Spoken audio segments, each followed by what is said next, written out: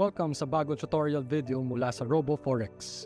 Ngayon, ipapakita namin sa iyo kung paano mag-login sa desktop version ng MetaTrader 5 at maglagay ng order. Step 1. Sa main menu bar ng terminal, piliin ang file, pagkatapos login to trade account. Step 2. Sa pop-up window, ilagay ang account number at password. Kung gusto mo, i-tick ang Save Password box. Sa server field, piliin ang tamang server para sa iyong account. Tandaan, makikita mo ang iyong login password at server name sa email na ipinadala sa iyo matapos mong gumawa ng account. I-click ang OK button.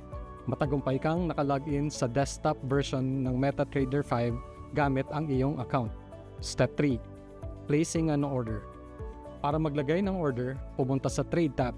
I-right-click sa area na ito at piliin ang New Order. Piliin ang trading o financial instrument na interesado ka, ilagay ang halaga, at magdesisyon kung buy or sell. Congratulations! Matagumpay mong nailagay ang iyong unang order. Salamat sa pagpili sa RoboForex.